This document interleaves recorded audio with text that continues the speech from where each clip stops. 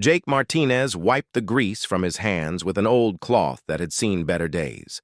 The maintenance bay of Kepler Station buzzed with the constant hum of life support systems and the occasional clang of metal on metal.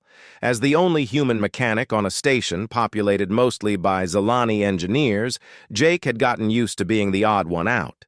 The Zilani, with their 4 arms and precision-focused minds, were excellent at following technical manuals and replacing standard components. But when something broke in an unusual way, when the problem wasn't in any manual, they called Jake. "Another impossible repair," muttered Supervisor HFY, his translator device giving his words a tinny quality. The tall, blue-skinned Zilani gestured with 2 of his 4 arms toward a corner of the maintenance bay, where something large sat covered by a heavy tarp. "This unit has been malfunctioning for 3 cycles. Our best engineers have declared it beyond repair." Jake pulled the tarp away and whistled low. Before him stood what had once been a magnificent piece of robotics. The machine was humanoid in shape, but nearly 8 feet tall, with a broad chest and arms that looked powerful enough to tear through steel plating. But time had not been kind to it.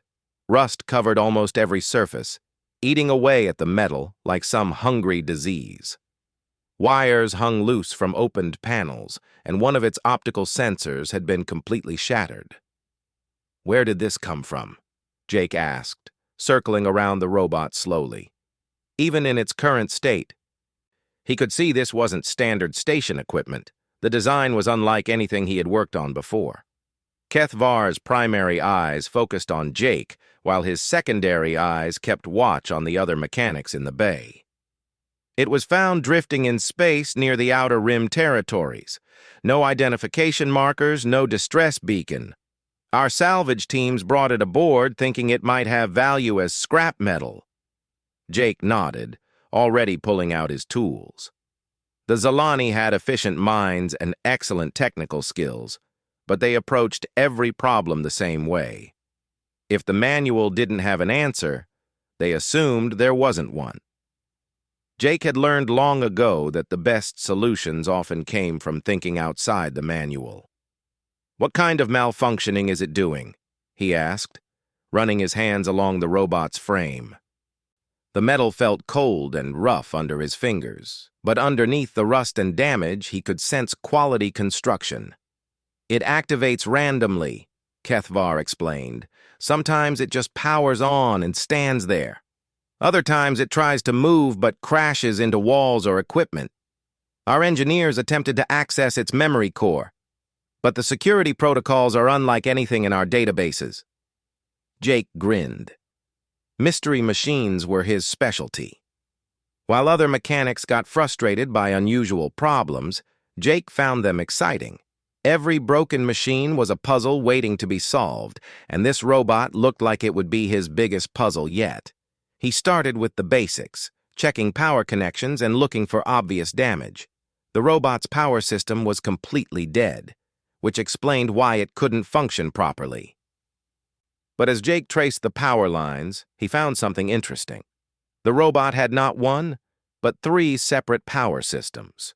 2 were completely fried, but the third looked like it might still work with some attention. "Interesting design," Jake muttered to himself. "Triple redundancy. Whoever built this really didn't want it shutting down." Working carefully, Jake began cleaning the corroded connections on the third power system. It was delicate work that required patience and a steady hand. The Zilani engineers watched from a distance, their forearms folded in identical poses of skepticism. They had already decided the robot was beyond repair. To them, Jake was wasting time on an impossible task. But Jake had learned something important during his years in space. Human beings had a talent that most other species lacked. They could look at broken things and see not what they were, but what they could become. While alien engineers followed logical processes and systematic approaches, humans combined logic with intuition, creating solutions that seemed impossible to others. After 2 hours of careful work, Jake managed to restore power to one of the robot's backup systems. Lights flickered on across its chest panel, and suddenly the machine's head turned toward him. Jake jumped back as two blue optical sensors focused on his face.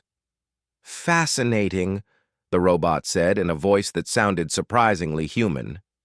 "You are not of the species that constructed this facility." Keth Var and the other Zalani engineers moved closer, their translator devices chattering with excited conversation. None of them had expected the robot to speak so clearly. "I'm human," Jake said, trying to keep his voice steady. "What are you?" The robot remained silent for several seconds, and Jake could see lights flickering behind its optical sensors as it processed information. "I am uncertain. My memory files appear to have significant gaps. I remember being constructed for an important purpose, but the details are corrupted." Jake noticed that the robot's movements were still jerky and uncoordinated. Getting it to talk was progress, but it clearly needed much more work before it would be fully functional. "Do you remember your name?" Jake asked. "I am designated Unit 77 Alpha," the robot replied, "though I believe I once had another designation that was more personal."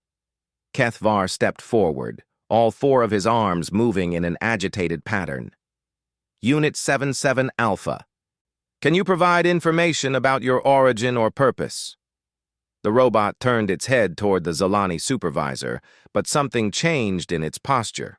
Where it had seemed almost relaxed while talking to Jake, it now appeared guarded and tense.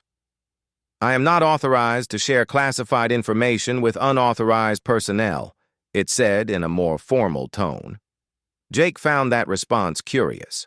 The robot had been willing to talk to him, but became defensive when the Zalani asked questions. He wondered if that meant something, or if it was just a quirk of its damaged programming. "Can you move around?" Jake asked. "I'd like to see how well your motor systems are working." The robot attempted to take a step forward, but immediately stumbled. Its left leg seemed to be completely non-functional, and its right arm hung at an odd angle.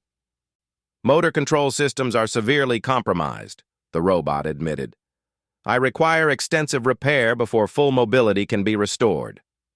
Jake nodded and began examining the robot's leg mechanisms.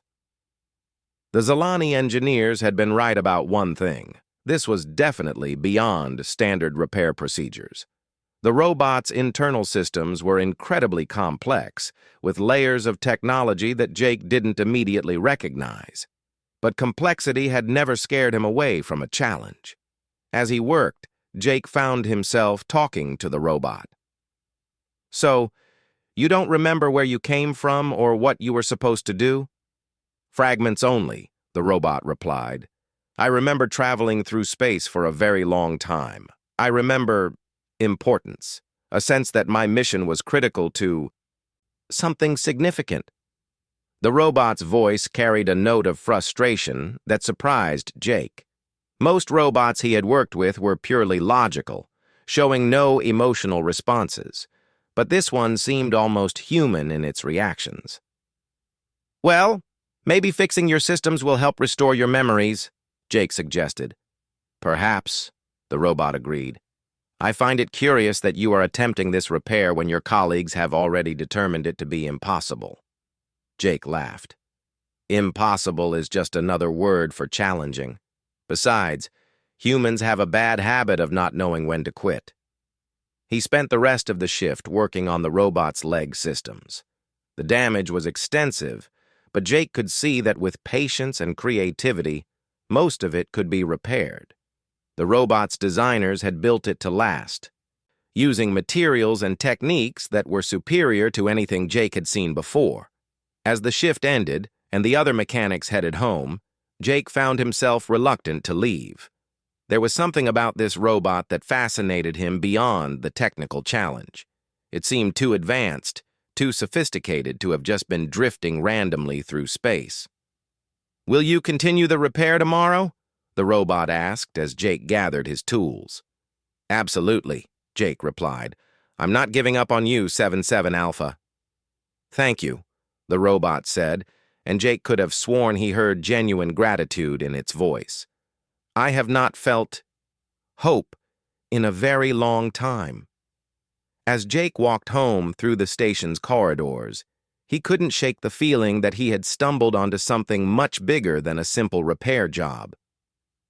The robot's advanced design, its mysterious origin, and its strange reactions to different species all suggested there was more to this story than anyone realized. But Jake Martinez had never been one to walk away from a mystery, especially one that involved fixing something that everyone else had given up on. Tomorrow he would dive deeper into the robot's systems and see what other secrets it might be hiding. What he didn't know was that his decision to help Unit 77 Alpha would soon change not just his life, but the entire balance of power in their sector of space. Jake arrived at the maintenance bay early the next morning, carrying a cup of coffee and a bag of specialized tools he had borrowed from the station's advanced engineering department. 77 Alpha stood exactly where he had left it, but Jake noticed that the robot's optical sensors tracked his movement from the moment he entered the bay. "Good morning," the robot said as Jake approached. "I have been analyzing my systems during the night cycle. Several additional malfunctions have become apparent." "Morning, Alpha," Jake replied, setting down his tools. He had decided to use the shortened version of the robot's designation, and the machine seemed to respond positively to the more personal address. "What kind of additional problems are we talking about?" The robot's head tilted slightly, a gesture that seemed almost human. "My internal chronometer is experiencing significant drift. My threat assessment protocols are triggering false alarms. And there appear to be sealed memory compartments that I cannot access." Jake nodded as he began his examination of the robot's internal systems. What he found made him whistle in appreciation. The technology inside Alpha was incredible. Instead of the standard circuit boards and wire bundles he expected, the robot's interior contained what looked like crystalline matrices and fiber optic networks that pulsed with soft light. "Alpha, who built you?" Jake asked as he carefully traced one of the light-carrying fibers. "This technology is way beyond anything I've seen before." "I do not know," the robot replied, but Jake detected hesitation in its voice. "My earliest accessible memories begin with awakening in a derelict spacecraft. Everything before that is locked away." As Jake worked deeper into the robot's systems, he began to understand why the Zalani engineers had given up. This wasn't just advanced technology, it was revolutionary. The robot's neural pathways were laid out in patterns that resembled organic brain structures more than traditional computer architecture. Its power distribution system could reroute energy in real time to prioritize different functions. Even its physical construction used materials that seemed to repair themselves when damaged. "This is incredible," Jake murmured, more to himself than to Alpha. "You're not just a robot. You're like an artificial life form." "Is that what I am?" Alpha asked, and Jake heard curiosity mixed with something that sounded like hope. "I have often wondered if I am truly alive, or merely simulating the appearance of life." The question caught Jake off guard. He had worked on thousands of machines, but none had ever asked him about the nature of existence. "I don't know the scientific definition of artificial life," he admitted. "But you think? You feel emotions? You make decisions? That seems pretty alive to me." As Jake continued his repairs, he noticed that Alpha's responses became more sophisticated and nuanced. The robot began asking questions about human culture and behavior, showing a curiosity that went far beyond basic programming. It also demonstrated an understanding of complex engineering principles that rivaled Jake's own knowledge. "Jake," Alpha said during a break in the repair work, "may I ask you something personal?" "Sure," Jake replied, taking a sip of his coffee. "Why are you helping me? Your colleagues have declared my case hopeless. From a logical standpoint, your time would be better spent on simpler repairs with guaranteed successful outcomes." Jake thought about the question for a moment. Because everyone deserves a chance to be whole, he finally said. Besides, I've never met a problem I couldn't solve if I was stubborn enough. That is a very human perspective, Alpha observed. The Zelani approach problems with systematic logic. They calculate probability of success before beginning any task. Humans seem to begin with assumption of success and work backward to find a method. That's probably true, Jake agreed. Sometimes we're too stupid to know when something's impossible, so we just do it anyway. By midday, Jake had restored function to Alpha's left leg and was working on the robot's arm mechanisms. As each system came back online, Alpha's movements became smoother and more coordinated. But Jake also noticed something else. The robot seemed to be holding back, as if it were capable of much more than it was showing. Alpha, Jake said as he calibrated the robot's hand actuators, I get the feeling you're not showing me everything you can do. The robot was quiet for several seconds before responding.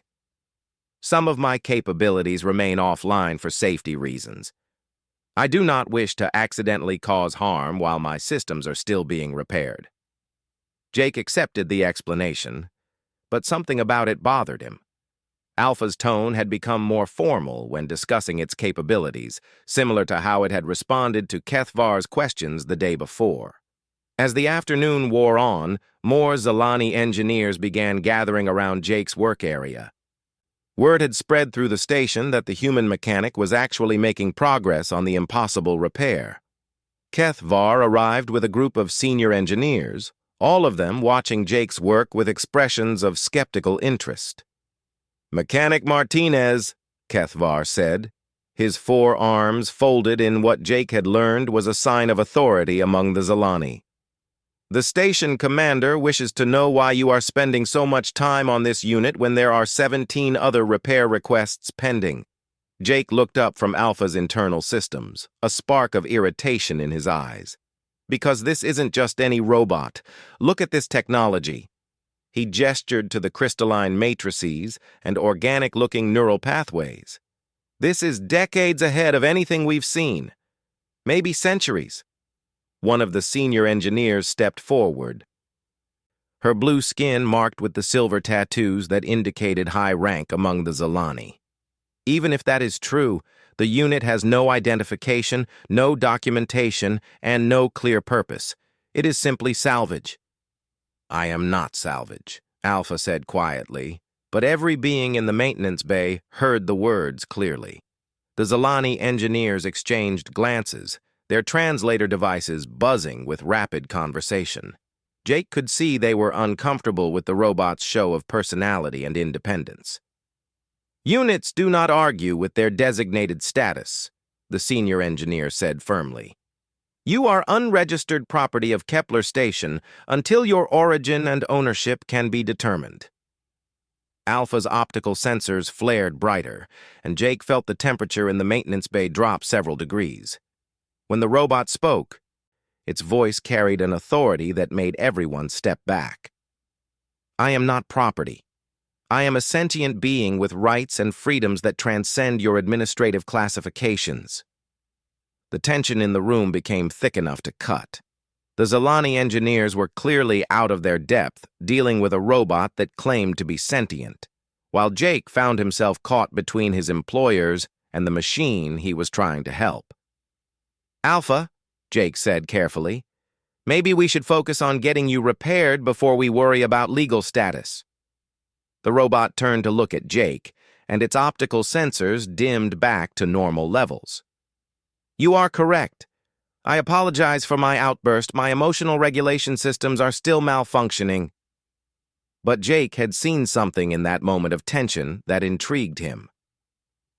Alpha hadn't just gotten angry, it had projected some kind of energy field that affected the temperature and made everyone feel threatened.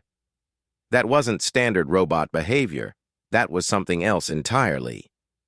As the Zelani engineers dispersed, Kethvar remained behind to speak with Jake privately. Mechanic Martinez, I must advise caution. This unit is demonstrating behaviors that could be considered dangerous. Dangerous how? Jake asked. Because it has opinions? Because it refuses to acknowledge proper authority structures, Kethvar replied. Units that do not respond to commands create safety hazards for personnel. Jake continued working on Alpha's systems as he considered the supervisor's words. He understood the Zalani perspective. They valued order and predictability above all else. But he also recognized that Alpha was something special, something that deserved better than being dismantled for scrap metal. Give me 3 more days, Jake said finally. If I can't get Alpha fully functional and determine its purpose by then, I'll stop the repairs. Kethvar's primary eyes focused on Jake with an intensity that made him uncomfortable.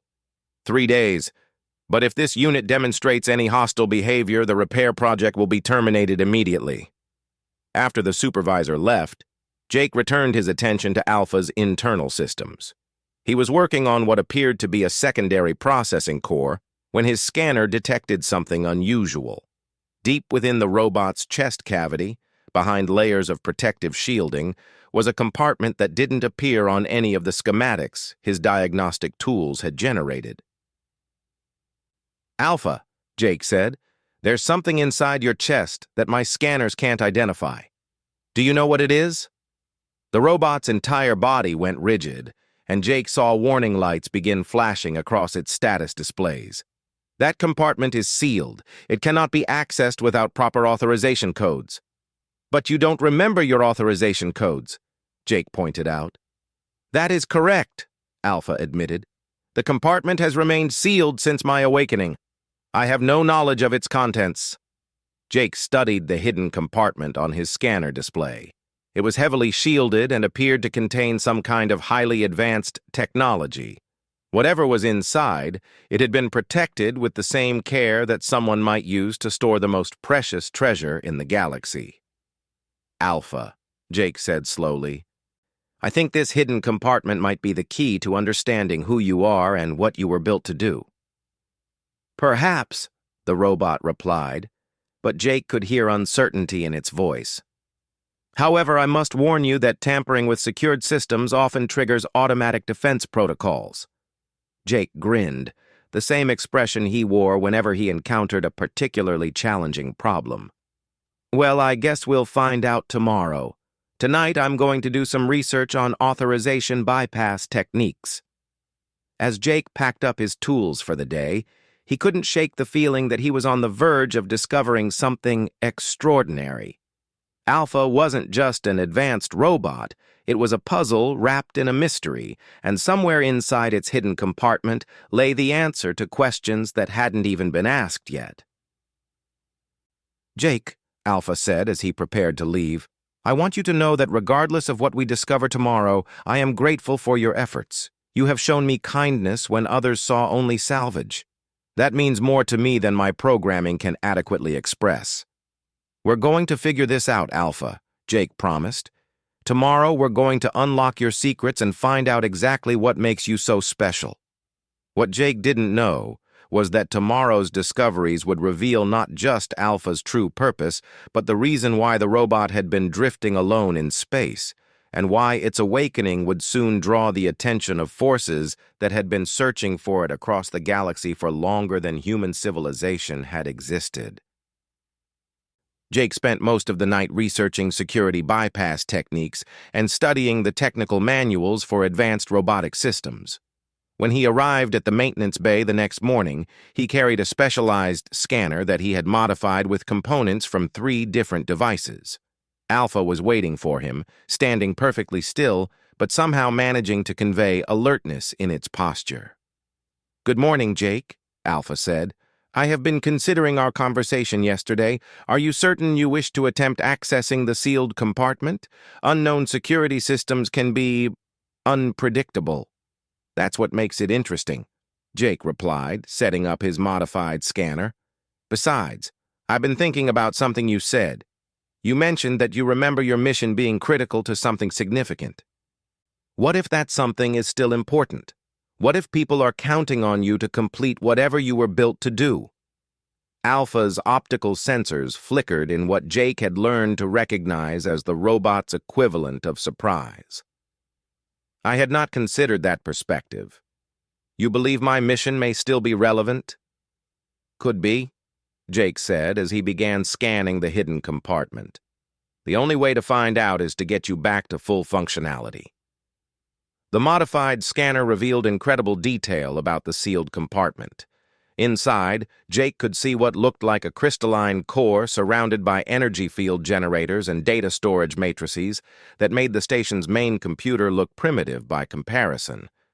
But the security locks protecting it were unlike anything in his experience. These aren't just passwords or encryption keys, Jake muttered, studying the scanner readout. These are some kind of biometric locks. They're designed to recognize specific genetic markers. Whose genetic markers? Alpha asked. Jake shook his head. That's the million-credit question. But look at this. He pointed to a section of the scanner display. There's a secondary access protocol. It's designed to activate if the primary biometric scan fails for more than a certain period of time. A fail-safe system, Alpha observed. Logical. If the intended operator was unavailable, emergency access would be required. Exactly. And according to this, the failsafe can be triggered by demonstrating sufficient understanding of the technology itself. It's like a practical exam built into the security system. Jake spent the next 2 hours studying the lock mechanisms and running diagnostic tests. The system was incredibly sophisticated, but it followed logical principles that he could understand. More importantly, it seemed designed to recognize problem-solving ability rather than just specific knowledge. I think I can do this, Jake said finally. But I'm going to need your help, Alpha. The system wants to see cooperative problem-solving between a sentient artificial intelligence and a biological engineer. You believe the locks are designed to test partnership rather than individual capability? Alpha asked. That's exactly what I think. Look at the pattern here. Jake showed Alpha the scanner display.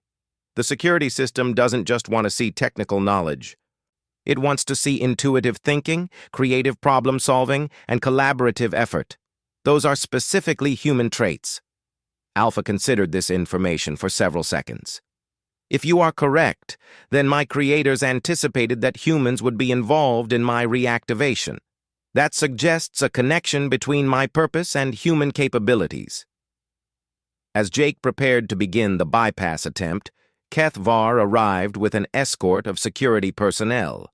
The Zalani supervisor's 4 arms were agitated, and his translator device was set to formal protocol mode.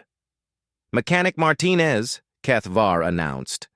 Station Command has ordered an immediate halt to this repair project.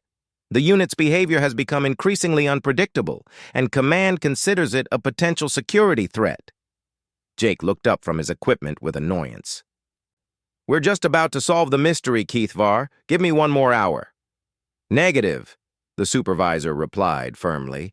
The unit will be transferred to the security bay for dismantling and analysis. This decision is final.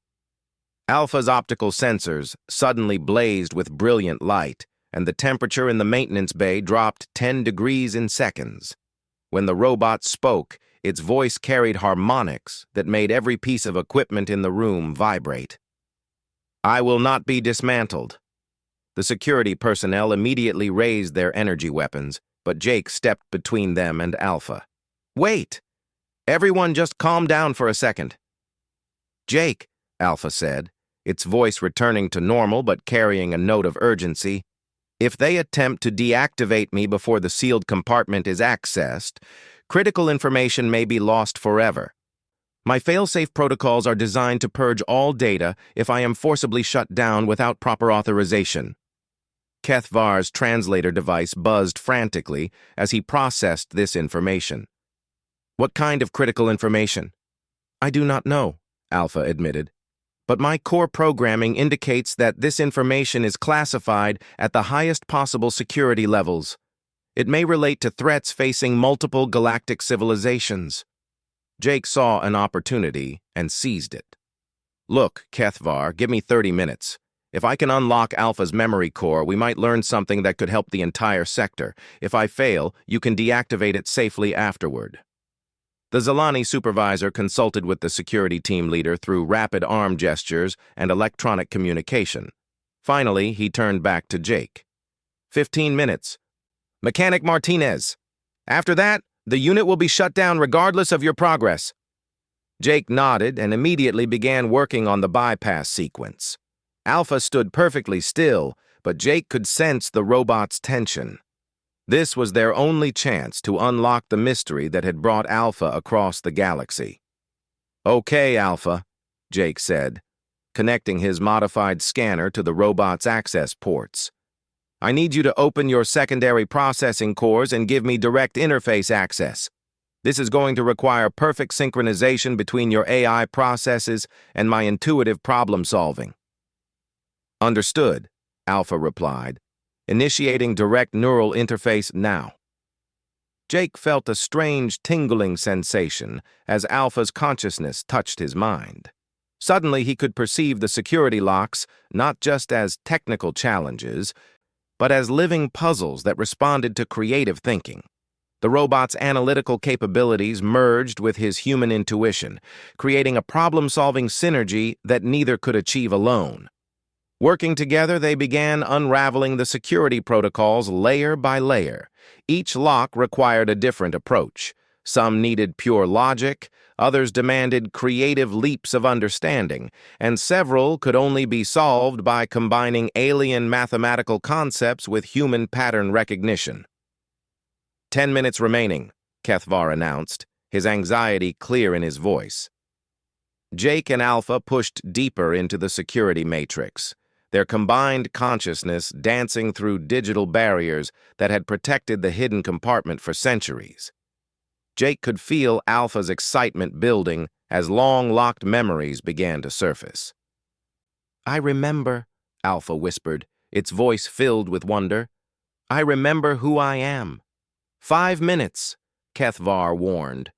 With a final surge of collaborative effort, Jake and Alpha cracked the last security protocol. The hidden compartment unsealed with a soft hiss, revealing the crystalline core that had been waiting in darkness for so long. Immediately, Alpha's entire being seemed to expand. Its optical sensors blazed with new purpose, and when it spoke, its voice carried an authority that filled the entire maintenance bay.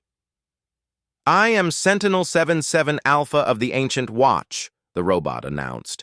I am the keeper of the Void Gate coordinates and the guardian of the dimensional barriers that protect this galaxy from the entities that exist between realities. The Zalani security team lowered their weapons, clearly overwhelmed by this revelation. Kethvar's translator device struggled to process the concept of dimensional barriers and extragalactic threats. The sealed compartment contains the location and activation codes for 147 dimensional gates scattered throughout this galaxy, Alpha continued. These gates were created by the Forerunners as a defensive network against the void-touched, beings from parallel dimensions that consume entire civilizations. Jake felt his mind reeling as he tried to process the implications. You're saying there are monsters from other dimensions trying to invade our galaxy? They have already begun, Alpha confirmed. My last memory before system failure was detecting void-touched scouts in the Outer Rim territories. I was traveling to activate the defensive network when my ship was destroyed by their advance forces. I have been drifting in emergency hibernation for over 300 years. Kethvar stepped forward, all 4 arms moving in patterns that indicated extreme agitation. If this is true, why have our governments received no warnings about these threats? Alpha's optical sensors focused on the Zalani supervisor with something approaching pity. Because the void-touched eliminate all traces of their presence until they are ready for full invasion. Entire star systems vanish, but reality itself is altered so that no one remembers they ever existed. Jake felt a chill run down his spine. That's why you only trusted me with your real identity. Humans are resistant to memory alteration, aren't we? Correct, Alpha confirmed. Human consciousness operates on quantum frequencies that the void touched cannot directly manipulate. This is why the Forerunners designed the security protocols to require human partnership. Only humans can safely activate the dimensional gate network. The full weight of the situation settled on everyone in the maintenance bay. They had stumbled upon a galactic defense system that had been waiting for centuries for someone with the right combination of human intuition and mechanical expertise to reactivate it. "What happens now?" Jake asked. Alpha turned to face him, and Jake could see something that looked like gratitude in the robot's optical displays. "Now we travel to the primary control station and begin reactivating the gate network. The void-touched presence in this sector is growing stronger. We have perhaps days before they achieve sufficient dimensional stability to begin their full invasion." Kethvar's translator device buzzed frantically as he tried to process the implications for station security and galactic politics. "This information must be transmitted to Central Command immediately." "No," Alpha said firmly. "Standard communication channels have been compromised. The void-touched have had 3 centuries to infiltrate galactic information networks. We can only trust direct personal contact with confirmed uncompromised individuals." Jake looked around at the assembled aliens, then back at Alpha. "So it's just us? One human mechanic and one ancient robot against interdimensional invaders?" "Not just any human mechanic," Alpha replied. "A human mechanic who refused to give up when everyone else said the task was impossible. A human who solved problems that stumped entire teams of expert engineers. A human who trusted his intuition over logical protocol." Jake grinned, feeling the familiar thrill of facing an impossible challenge. "When you put it like that, how can I say no?" As Alpha's systems finished their full reactivation sequence, Jake realized that his simple repair job had become something much larger. He was no longer just a human mechanic fixing a broken robot. He was humanity's representative in an ancient alliance, tasked with defending an entire galaxy from threats that existed beyond the boundaries of normal reality. It was going to be the greatest repair job in galactic history, and Jake Martinez had never been more ready for a challenge. "All right, Alpha," Jake said, gathering his tools and checking his equipment. "Let's go save the galaxy." "Affirmative, partner Jake," Alpha replied, and in that moment, their partnership became legend.